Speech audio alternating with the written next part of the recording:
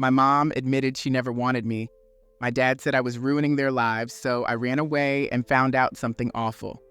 I suppose it all began on the day I was born, or perhaps even earlier. As I grew up, I always sensed that I was the misfit, the unintended consequence that everyone secretly wished had never occurred. My parents, Mary and Greg, were just teenagers, freshly graduated from high school. From the hushed tones and side glances, it was clear I wasn't part of their original plans. They married because of my unexpected arrival, and their regret became palpable over time. My childhood memories are scant when it comes to warmth or affection. Instead, I recall my mother's icy glares and my father's frequent absences more vividly. Being a truck driver, he spent most of his days on long roads, and I often speculated if he took on extra trips just to avoid returning home. On the rare occasions he was present, he seemed to view me more as a life-altering burden than a son. His frustration would often erupt, manifesting in thrown objects and loud arguments with my mother. Where he berated her lack of foresight, I felt like an apparition in my own home, visible only when there was blame to be assigned. At school, this sense of exclusion extended into my educational experiences. It was as though the teachers were privy to some secret, treating me as the unwanted child they all expected me to be. Mrs. Thompson, my first grade teacher, was particularly harsh, always managing to single me out as the least capable student. No effort of mine seemed sufficient to change her harsh perceptions. Frequently, the last one called upon, her responses to my participation were often marked by an exaggerated roll of her eyes and a dismissive sigh, accompanied by comments about my slowness. This treatment didn't go unnoticed by my classmates. They mimicked her disdain, targeting me for ridicule and exclusion. By the third grade, I had become an outcast. Behind my back, and sometimes openly, they branded me the mistake. They would scatter my books, trip me in the corridors, and spread cruel rumors about my parental acceptance, or the lack thereof. I vividly recall an incident during recess when Tyler, the notorious class bully, and his cronies cornered me behind the school. Tyler was larger than most kids his age, with a mean streak that seemed ingrained in his very core. He cornered me against a cold, unforgiving brick wall, his breath fetid and close enough to make me flinch. His words were cruel and clear. I should vanish, he said, because no one would miss me if I disappeared. But it wasn't just his words that terrified me. It was what he did next that has haunted me ever since. With a sinister grin, Tyler produced a lighter he'd swiped from his older brother. He flicked it to life, the small flame dancing menacingly close to my face. Paralyzed with fear, I could only muster a weak plea for them to stop. Ignoring my pleas, Tyler, with a laugh that chilled my blood, pressed the flame against my arm. The pain was immediate and excruciating, burning through my flesh while I screamed in agony.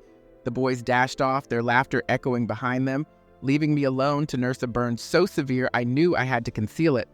When I returned home, I lied to my mother, claiming I'd brushed against a hot stove. She didn't even glance away from her magazine to acknowledge my pain. As the years passed, the hostility from my peers only intensified. By middle school, the bullying became so severe that each morning was filled with dread. My presence seemed invisible to most teachers except when they opted to participate in the mockery. Mr. Davis, my math teacher, particularly relished humiliating me. He'd often call on me to tackle the most difficult problems, reveling in my inevitable mistakes. With each wrong answer, he would theatrically laugh, declaring that perhaps math wasn't for everyone, prompting laughter from the class that felt like daggers each time. I would shrink into my seat, wishing for invisibility. Yet, the worst was still to come, a moment so crushing it made me doubt my will to continue. On the last day of 8th grade, a day meant for celebration with no classes, just games and activities, I hoped to simply blend in. But Tyler and his cronies had different plans. During a water balloon fight, they singled me out as their target, ensuring my day of relief was anything but peaceful. Initially, it was merely water balloons, but soon they escalated to filling them with mud, paint, and anything else they could scavenge. By the time they finished, I was drenched in grime, a spectacle that sent them into fits of laughter. Humiliated and fighting back tears, I retreated to the bathroom to clean up, but the torment was far from over. Later, as school let out, Tyler and his cronies ambushed me once more, their backpacks bulging with unidentifiable contents. They dragged me to a secluded area behind the school and began to unload their bags. Rotten eggs, spoiled milk, and other revolting items collected specifically for this cruel finale. As they pelted me with their disgusting arsenal, their laughter rang in my ears while I choked on the stench that threatened to make me sick. But the true horror came when Tyler produced a pair of scissors. Initially, I was confused, but panic set in as he yanked my head back by my hair, revealing his sinister intention. He ruthlessly snipped away, leaving jagged, uneven patches as I struggled in vain. His friends pinned me down, ensuring I could do little but endure the humiliation. When they finally ceased, they flung the severed locks at my face before scattering, leaving me in a heap, sobbing. Arriving home in disarray, my mother's response was a resigned sigh. "What did you do now?" she asked, implying the blame was mine. Exhausted and defeated, I didn't even attempt to explain. I just retreated to my room, locked the door, and wept until sleep overtook me. High school brought no respite as the bullying evolved into a more psychological torment. As my parents' indifference deepened, their affection and attention were lavished upon my two younger siblings, their real children. In their eyes, I remained the accident, merely tolerated while my brother and sister were celebrated, receiving the love, attention, and support that were never afforded to me. It felt as though I had become invisible, nothing more than a specter drifting through the corners of our home. One distressing night, after a particularly harsh day at school, I accidentally eavesdropped on a conversation between my parents in the kitchen. My father, deep into his cups, slurred his words grievously while my mother attempted to shush him, but I caught every bitter word. "I wish we never had him," my father muttered, his voice steeped in regret. "Our lives would have been so much better without that damn mistake." My mother, perhaps too weary to argue, simply exhaled a heavy sigh and resignedly replied, "It is what it is, Greg. We're stuck with him." Those words, acknowledging their stuck reality with me as much as mine with them, sliced through me more painfully than any physical wound. I felt as though I was suffocating, ensnared in a life from which escape seemed impossible. Thoughts of ending my misery surfaced more frequently than I cared to admit. Yet, a fragile thread of hope that someone might notice me, that things might improve, kept me from despairing completely. Over time, however, that slender hope faded under the weight of relentless abuse, neglect, and the perpetual reminder that I was undesired. I began to skip school, wandering aimlessly around town to delay my return home. When I did return, I secluded myself in my room, staying awake through the night to avoid any interaction with my parents.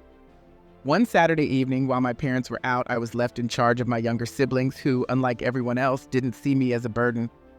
We were watching a movie when the phone rang.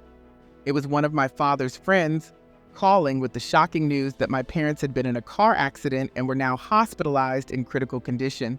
Hanging up the phone, I was overwhelmed by a tumult of emotions, fear and sorrow naturally, but also an unsettling sense of relief. For a fleeting moment, I entertained the thought that their absence might liberate me from the endless cycle of torment. Yet, I knew such relief was temporary, shadowed by the reality of what their conditions meant. My parents survived the accident, but both were severely injured. When they returned home from the hospital, our domestic situation deteriorated further. My father's bitterness intensified. He became angrier, often unleashing his frustrations on me. My mother, grappling with chronic pain, withdrew into herself, leaving me to shoulder the responsibility of caring for my siblings alone. During this period, I began to unravel. The relentless stress, the unending cycle of abuse and neglect gradually eroded my spirit. I lost interest in school, in my future, in everything. Each day was about survival, clinging to a faint hope for change. The decision to run away was not made on a whim. The car accident marked a turning point. I realized that staying would mean perpetual entrapment in a life of misery, a life that had suffocated me since I could remember. I yearned for freedom, for a chance to breathe, to live without the constant shadow of pain and neglect. I meticulously planned my escape over months, scraping together every penny from odd jobs and quietly saving any money I could discreetly take. It wasn't much, but it was enough to set the wheels in motion. Choosing a destination was the most challenging part. I longed for a place distant enough to sever old ties, where no one knew my name and I could start anew. After thorough research, I settled on a city several states away, a place large enough to disappear into, yet brimming with opportunities for those ready to toil. It seemed ideal. On the night of my departure, I left without farewells, waiting until the deep silence of sleep enveloped the house. I packed my few belongings into a backpack and quietly exited through the front door. Pausing on the porch, I cast a final glance at the house, pondering if our paths would ever cross again. Yet, there was nothing for me there. No love, no reason to stay. With that, I turned away and vanished into the darkness, hopping from one bus to another, using the small stash of cash to propel me forward until I reached the city that promised a new beginning. With no friends, no family, and just a handful of dollars, I found myself in a new city, feeling a sense of freedom I had never known before. The urban sprawl was initially overwhelming, crowded with people and buzzing with noise, yet it was thrilling. Here, I had the chance to redefine myself. No one knew of my troubled past or the pain I had endured. Starting over as a blank slate, the possibilities before me seemed limitless. Those first few weeks were grueling. I alternated between shelters and the streets for sleep while I tirelessly searched for employment. Despite the challenges, returning to my old life was not an option. I spent my days filling out job applications across the city, determined to secure a stable foothold. My persistence paid off when a small diner on the city's outskirts needed a dishwasher. The job was modest, but it was a start, providing me just enough to escape street life. The work was demanding and the pay minimal, barely covering rent for a tiny room I found. However, I valued the independence it brought. I was earning my way, detached from the past torments. Keeping to myself, I focused on my responsibilities, and gradually my situation improved. I progressed from washing dishes to bussing and then waiting tables, where I discovered an unexpected proficiency. The tips were decent, and I began saving with a newfound purpose to build a life that would defy the disparaging labels my parents had imposed on me. As time passed, the city felt more like home. I formed friendships with others who had their own tales of escape and renewal. These connections fostered a sense of belonging, a community where I wasn't an outsider. This newfound support network strengthened my resolve. The turning point came when a burgeoning restaurant downtown offered me a job. This opportunity represented a significant upgrade from the diner, a more prestigious venue with better pay and greater prospects for advancement. Seizing the opportunity, I dedicated myself wholeheartedly to my new role, working tirelessly to demonstrate my worth. The owner, Lisa, a discerning yet equitable woman, recognized my potential and mentored me. Under her tutelage, I absorbed every facet of the restaurant industry, driven by a voracious appetite for learning. With Lisa's guidance, my career trajectory soared. I advanced from waiting tables to managing the front of the house, and eventually, I took charge of the entire restaurant operation. My efforts translated into substantial earnings, allowing me to rent a decent apartment. For the first time, I felt a true sense of autonomy over my future. The restaurant became not just my workplace, but my fervent passion. I invested my entire being into its success, and my efforts bore fruit. However, despite my professional accomplishments, the specter of my past lingered. Occasionally, my thoughts would drift to my family, wondering how they fared since my departure. Although I knew they had never shown concern for me, a part of me remained tethered to them. I refrained from direct contact, yet I sometimes gleaned updates through mutual acquaintances, ensuring they were still surviving. One such update revealed a grim reality back home. My father, unable to secure stable employment post-accident, had sunk deeper into bitterness and wrath. My mother had succumbed to a profound depression, neglecting her duties towards my younger siblings who were left to scrape by in a deteriorating household. This news stirred a complex blend of emotions within me: relief at my escape, guilt for abandoning them, and a perverse satisfaction in witnessing them contend with the repercussions of their neglect. Nevertheless, I resolved to concentrate on my own path and achievements. I had invested too much in building my life to allow the shadows of my past to drag me backward. Then, unexpectedly, a call from my father shattered the calm. Hearing his voice after so many years sent a shiver through me. He offered no greetings, no apologies, merely resuming contact as if nothing had changed. He bluntly stated they were struggling financially and demanded that I support them, claiming it was time for me to man up and contribute. I was astounded by his nerve. After all the neglect and torment he had inflicted, He now had the audacity to ask for my help, yet what truly stunned me was the fury that surged within me upon hearing his demand. I had believed I had moved past these feelings, but his voice and his entitled demands reopened old wounds. I firmly told him no, declaring I owed him nothing and that any troubles he faced were of his own making. That's when he lost control. He erupted into a tirade, hurling insults and labeling me ungrateful, selfish, and a failure. He blamed me for their financial woes, my mother's depression, and his personal failures. He accused me of abandoning the family, leaving them in misery while I thrived in the city. His words were laced with the same venom I had endured throughout my childhood, and suddenly I felt as powerless as I had as a boy. However, I was no longer that helpless child. I was an adult with my own life. I told him to go to hell, affirming that I was done with him and all of them. I hung up, my body trembling with rage. Days later, my father unexpectedly appeared at my apartment. I don't know how he found me, but there he was, pounding on my door, demanding entry. I initially refused to open it, but he was relentless, threatening to force his way in. The fear of what he might do paralyzed me, yet I knew I couldn't allow him to pull me back into that nightmare. Finally, I opened the door, hoping to defuse the situation and persuade him to leave. However, the moment he saw me, the fury in his eyes was unmistakable. There was no talking him down. He lunged at me, fists ready, and we clashed right in the doorway. He was larger and stronger, and for a moment I feared for my life. But then, driven by a surge of self-preservation, I fought back with all the strength I could muster. I pushed him back forcefully, striking him with all my might until he staggered backward, his breathing heavy and ragged, blood trickling down his face. Standing there, my chest heaving with adrenaline, I confronted the depth of my hatred for him. I despised him for the anguish he had caused, for his cruel treatment, and for his attempts to shatter the life I had painstakingly rebuilt. My loathing deepened as he stood there, his eyes a tumultuous mix of anger and disbelief. For a moment, I braced for another attack, but instead he turned and walked away, leaving me trembling in the doorway, overwhelmed by both rage and relief. After that confrontation, I heard nothing from him for some time. I tried to refocus on my work and the life I had crafted for myself, but moving past that violent encounter proved difficult. The old scars had been reopened, leading me to seek solace in alcohol, which only compounded my struggles. My performance at work began to falter, and for the first time since leaving home, I felt my grasp on control slipping.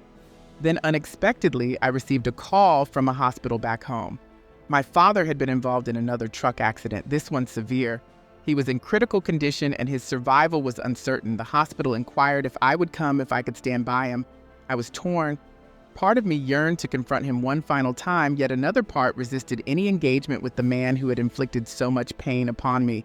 Ultimately, I chose not to go, telling myself he was reaping the consequences of his own actions and that I owed him nothing. A few days later, another call came. My father had succumbed to his injuries, the accident had been devastating, and he hadn't survived. When asked if I wanted to handle the funeral arrangements, I declined. My decision was firm. I would not tether myself further to the man who had caused me endless suffering. I instructed them to contact my mother for the funeral arrangements. I just couldn't bring myself to care. Yet, that wasn't entirely accurate. In a sense, I did care. His death symbolized the definitive end of that painful chapter in my life. There was no possibility of reconciliation or further harm. The constant looming threat that had overshadowed my existence was finally gone. For the first time ever, I truly felt free. But this freedom was a profound and somewhat daunting reality.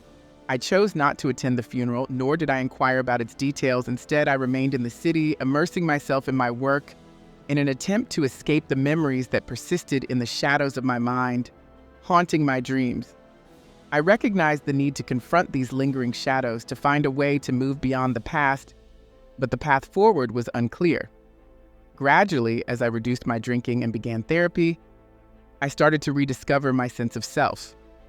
It became apparent that my mourning was not just for my father, but for the lost innocence of my childhood, for the familial bonds that never formed, and for everything that had been unjustly taken from me. Over time, healing turned into progress. I continued to dedicate myself to crafting the life I had always envisioned. Eventually, I reached a place of tranquility, not without difficulty. as memories still surfaced unexpectedly, but I learned to coexist with them. I embraced the realization that my past did not have to dictate my future. I could forge my own path and define my own worth beyond the misconceptions my parents had imposed upon me.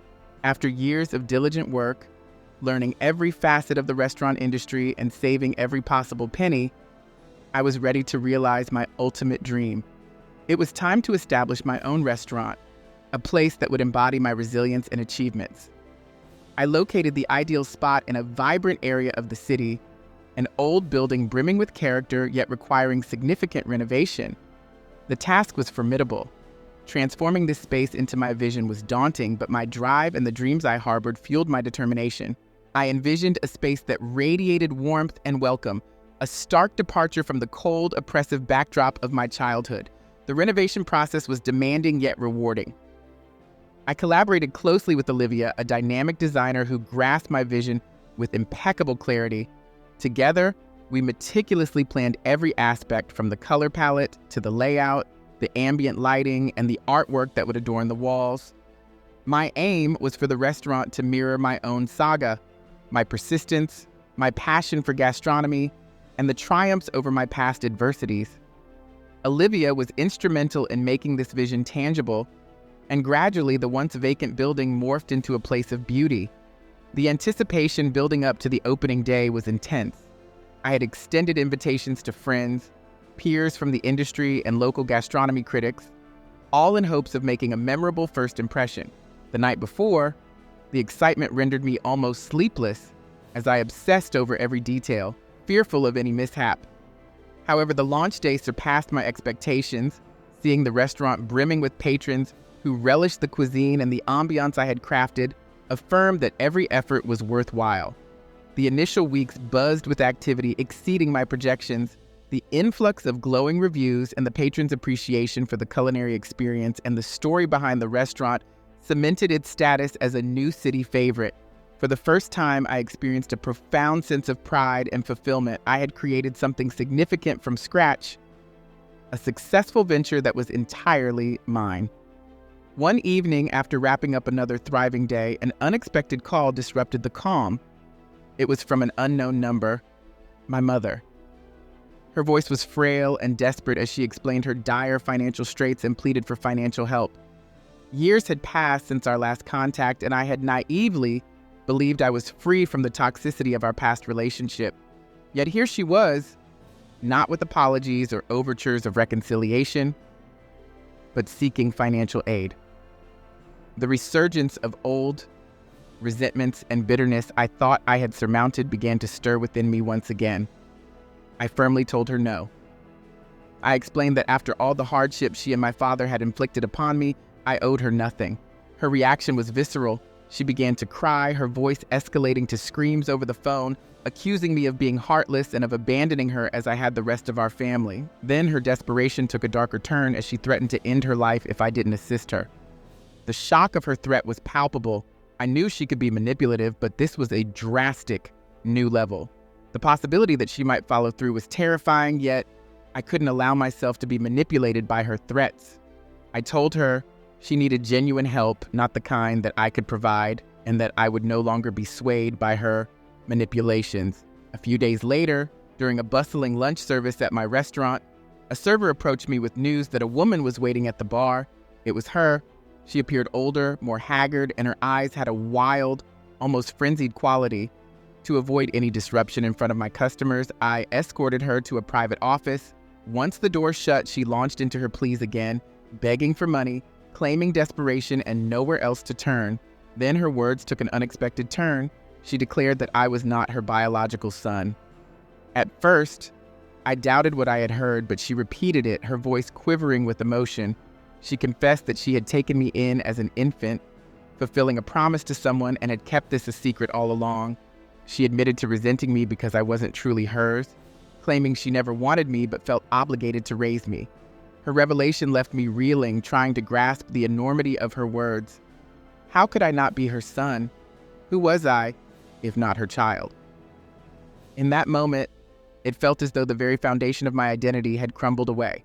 As the initial shock ebbed away, a deep need for answers grew within me. I had to uncover the truth about my origins and the reason behind the secrecy that shrouded my early life.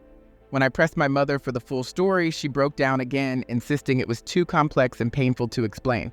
Determined to unearth the truth, I enlisted the help of a private investigator known for her efficacy, Karen. After sharing every fragment of information my mother had reluctantly given, I tasked Karen with delving into my past to discover my true identity. Karen's approach was methodical. She began with my birth records, which proved to be a puzzle in themselves. The documents placed my birth in a nearby town's hospital, but discrepancies and missing information soon emerged. There were odd notations and a conspicuous absence of evidence confirming my mother had given birth to me. Shifting her focus, Karen interviewed old neighbors, family friends, and anyone else who might have insights from the time of my adoption. The revelations were unsettling. It turned out many remembered my sudden arrival as a baby, yet no one knew my origins. Murmurs of a secretive agreement my mother had made floated around, yet these were mere speculations, shadowed in uncertainty. Karen persisted, sifting through every lead and rumor. After exhaustive investigation, she stumbled upon a significant clue: a woman named Sarah who had lived in our town around my birth and vanished mysteriously soon after. Digging deeper, Karen unearthed a police report involving Sarah in a domestic conflict with a man suspected of abuse. Crucially, the report noted that Sarah had given birth recently, but the whereabouts of the child were unknown. This lead suggested a potential connection to my mysterious past. This lead was the first tangible breakthrough we had achieved, and it propelled me to take decisive action. I resolved to file a lawsuit against my adoptive mother, demanding a paternity test and a thorough investigation into my origins. My goal was twofold: uncover the absolute truth and ensure she could no longer inflict any harm upon me. The legal proceedings were arduous. My mother retained a lawyer who portrayed me as ungrateful, unstable, and vindictive, suggesting that my lawsuit was merely an attempt to retaliate against her for past grievances. Yet, for me, this was about securing my autonomy and uncovering my true identity. The court mandated a paternity test, and the results definitively proved that I was not my mother's biological child. The courtroom rippled with the impact of this revelation, and I observed the shock and sense of betrayal etched across my mother's face as the truth was unveiled. For me, however, the result brought a profound sense of clarity and affirmation. I was not the mistake she had labeled me all these years. I was someone else entirely, with a different narrative and heritage. But this discovery only led to deeper inquiries. The court also initiated a formal investigation into my background, which unveiled truths more startling than anything I had anticipated. The investigator, Karen, had been correct. Sarah was indeed my biological mother. She had been a young, frightened woman escaping an abusive relationship. She gave birth to me in secrecy, and tragically, she died in an accident shortly thereafter. My adoptive mother, Mary, had not taken me in out of compassion or love, but as part of a nefarious arrangement with the man who had abused Sarah, my biological father. He was a violent, dangerous individual who had coerced Mary into taking me to conceal his crimes. He compensated her to raise me as her own and keep the sordid truth from surfacing. Consequently, Mary lived with overwhelming guilt and resentment, which she unjustly directed at me, unable to confront the real perpetrator of her anguish. The legal battle was protracted and strenuous, with my mother resisting every disclosure and challenge, but ultimately, the truth prevailed. The court ruled decisively in my favor, dissolving any legal bonds between us. At last, I was truly free, liberated from the deceit, from the burdensome past that had long shadowed me. I threw myself into my restaurant, channeling my energies into making it a resounding success. I found comfort in the routine of my work, in the community that supported me, and in the new life I had painstakingly constructed. I resumed therapy to navigate through the layers of trauma, anger, and sorrow. The journey was far from easy. There were days when the past seemed like an insurmountable burden, yet my resolve to advance remained firm. Gradually, a genuine sense of peace began to take root. I rekindled relationships with friends in the city, those who had become akin to family. I ventured to form new connections, learning to trust and welcome others into my life once more. It was challenging to break down the walls I had built around myself, but the effort proved invaluable. After years of isolation, encased in a cocoon of pain and loneliness, I was finally embracing openness. Allowing others in, I discovered joy and camaraderie in the world around me. One evening, as I surveyed the vibrant scene in my restaurant, the dining room alive with laughter, conversation, and patrons relishing the ambiance I had curated, I realized I had achieved what I had long sought, a sense of belonging. Standing there, amidst the warmth and mirth of my own creation, I acknowledged that I had crafted a life distinctly my own, untethered from the shadows that once loomed so large. I had found a place where I truly belonged, a life distinctly shaped by my own aspirations and healed by my own endeavors.